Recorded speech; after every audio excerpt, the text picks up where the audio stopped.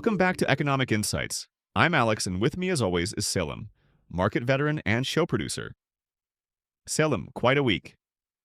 Quite a week, Alex. We had oil touch record physical prices, equity markets hitting all time highs, a historic election result in Hungary, and a peace process that's moving like a slow motion chess match. Let's get into it. The Middle East conflict drove everything this week. Set the scene for us. The week started badly. Over the weekend, peace talks in Islamabad collapsed without a deal. The US then initiated a naval blockade of the Strait of Hormuz, halting all maritime traffic entering and leaving Iranian ports.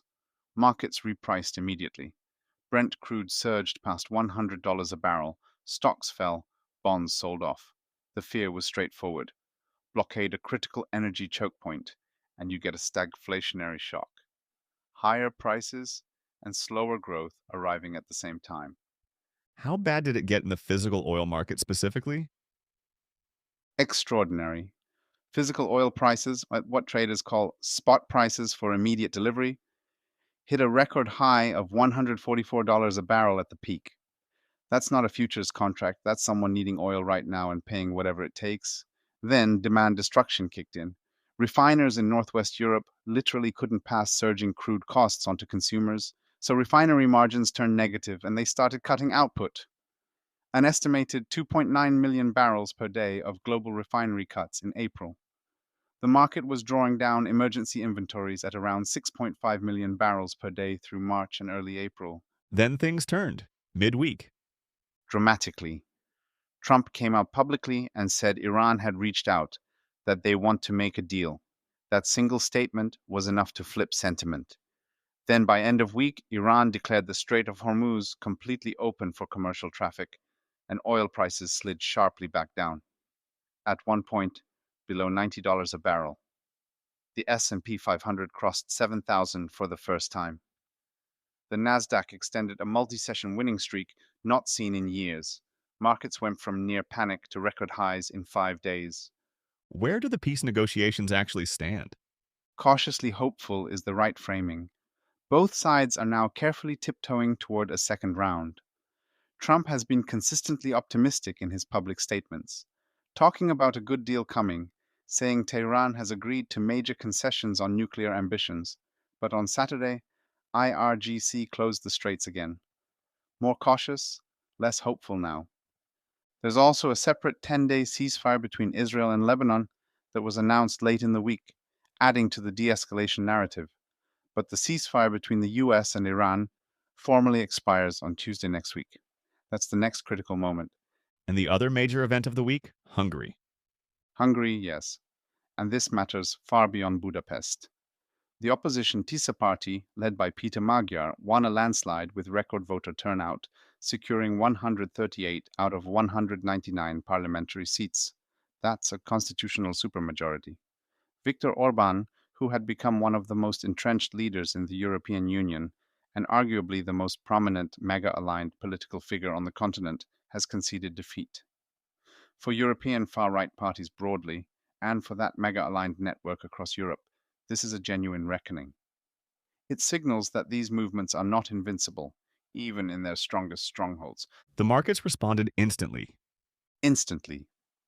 The Hungarian forint surged, local government bonds rallied sharply, and the reason is concrete, that supermajority allows the new government to implement the judicial and institutional reforms the European Union has been demanding, which unlocks billions of euros in frozen EU funds. We're talking about cohesion funds, recovery grants, strategic autonomy loans, a significant injection for an economy that's been starved of that capital under Orban. The incoming government has pledged to meet the Maastricht criteria and adopt the euro by 2030. That's a credible commitment now in a way it simply wasn't before. Developed markets. Let's start with the US. The Fed is caught between a still strong economy and inflation that won't behave. Exactly the bind. First quarter GDP is tracking around 2.3% to 2.5% annualized. Decent, not spectacular. The labor market is holding up well, but inflation is the problem. The energy spike added roughly 0.6 to 1 percentage points to headline inflation, over March and April.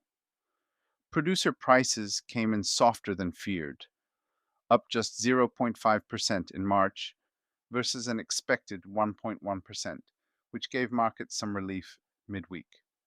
But core PCE, the Fed's preferred measure, is tracking around 3.2% year on year. That's not where you cut rates from. So rate cuts are off the table? Pushed back significantly. Some forecasters have removed 2026 cuts entirely and now expect an indefinite hold at neutral. Others still see September and December as possible if the ceasefire holds and energy normalizes.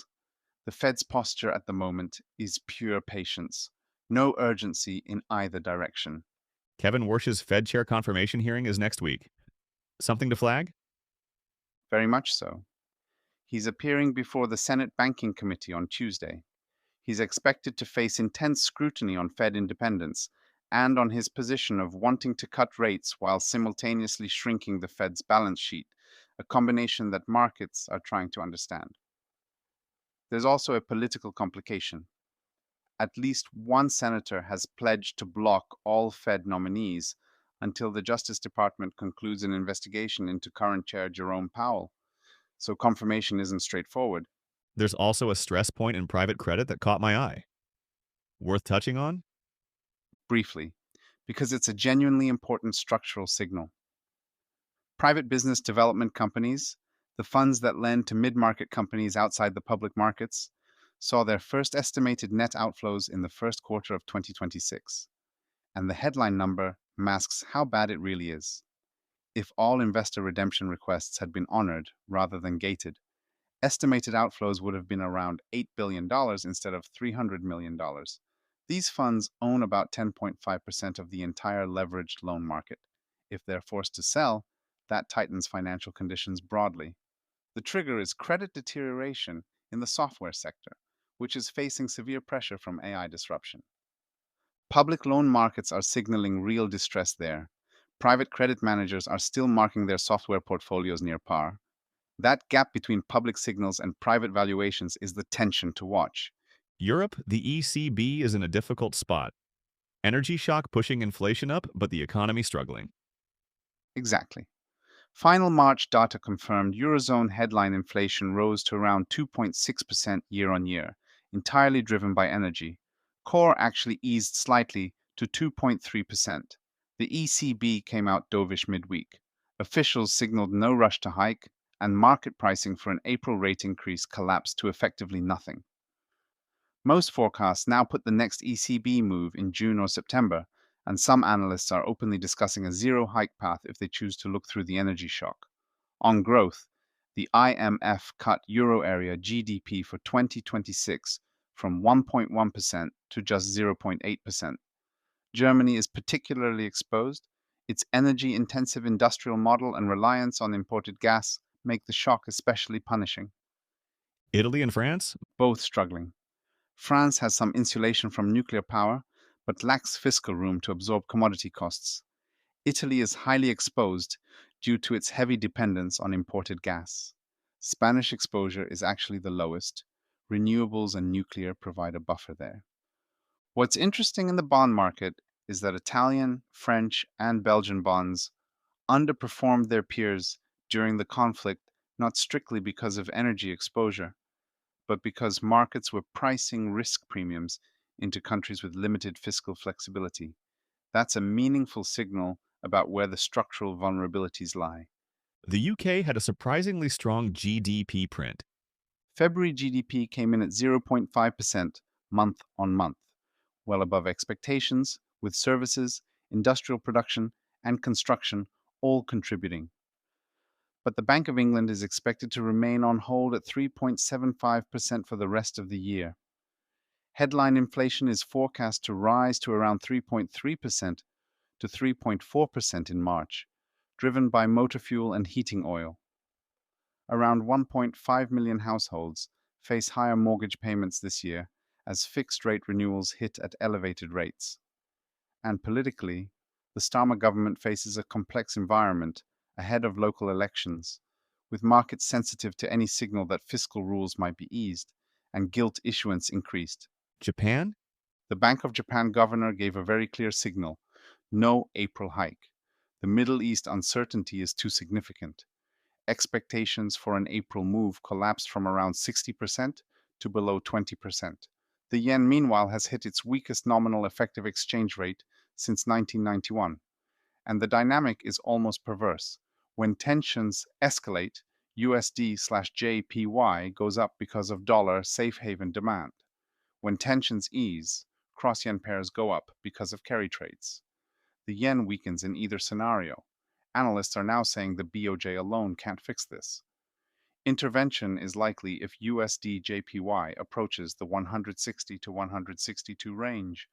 June remains the most likely window for the next BOJ rate hike if the ceasefire holds. FX and commodities. Oil first, you touched on it in the recap, but the scale of the swing this week was extraordinary. To put it in context, dated Brent went from a record high of $144 a barrel to below $90 in a single week once the Strait reopening was announced. That's a $50 collapse in the world's most important commodity in 5 trading days. Global inventories have been drawn down aggressively, roughly 250 million barrels since March. OECD commercial crude stocks could hit operational minimums by mid-May if disruption continues. And Qatar's LNG infrastructure was taken offline during the conflict, causing global LNG imports to drop 5% year on year in March. Analysts expect the restart of Qatari LNG facilities to take 2 to 3 months after hostilities end. The energy story is not over just because oil fell below $90 for a day. Gold had an unusual week. It did. Gold sold off at the start of the conflict, counterintuitive for a traditional safe haven.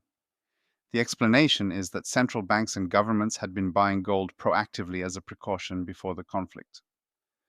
When the shock hit, they sold it to finance FX interventions and meet liquidity needs. Classic de-risking: sell what you can rather than what you want to. By end of week, gold had recovered to around $4,850 as risk sentiment improved. The bigger structural story is that open interest in precious metals rose 6% week on week, with $5.6 billion in net inflows, mostly toward gold and silver. The longer term bid is intact. The dollar and some of the currency standouts? The dollar's safe haven surge early in the week was underwhelming, relative to what you'd normally expect from a conflict of this magnitude, which strategists read as a structural signal that global investors are diversifying away from dollar assets. The medium-term view is broadly bearish on the dollar, with the Chinese renminbi seen as a new safe haven candidate after outperforming through the crisis. Dollar CNY broke below 6.83, supported by strong export flows and de-dollarization trends. The Hungarian forint was the week's standout performer. LATAM currencies remain favored positions given Brazil's real interest rates and Mexico's contained energy exposure and strong fiscal discipline. Emerging markets. China first? That was a genuine positive surprise. Q1 GDP came in strong at 5.0% year on year, ahead of forecasts. Exports were the engine, surging in Q1 at the highest pace in 4 years, with industrial production up 5.7% in March. China is relatively well insulated from the energy shock because it has diversified supply sources. The weakness remains domestic. Retail sales were a soft 1.7%, and the property sector continued its decline. The structural story is that China is delivering on the industrial and export side. Domestic consumption is still the gap that policy hasn't closed. India? A week of interesting data. The trade deficit narrowed sharply in March, partly because oil import volumes fell. Some tankers were stuck in the Strait of Hormuz. The services surplus remained robust, but CPI ticked up to 3.4% year on year on higher food prices, and the wholesale price index is expected to accelerate sharply in fiscal year 27, given its sensitivity to global oil prices. The Reserve Bank of India is expected to hold rates through 2026, with any hike cycle pushed to 2027. Long-term growth prospects remain strong, but the near-term picture is one of managing the external shock. Turkey? Turkey's situation has improved on the FX side since the ceasefire announcements. The central bank's net FX position has recovered meaningfully as portfolio inflows returned. The policy rate sits at 37%, with effective overnight funding running at 40% through liquidity operations. Inflation remains elevated, but the central bank has been proactive about keeping real rates tight. The current account deficit is widening due to energy import costs, and external financing needs are elevated. High carry continues to attract investors willing to absorb the volatility.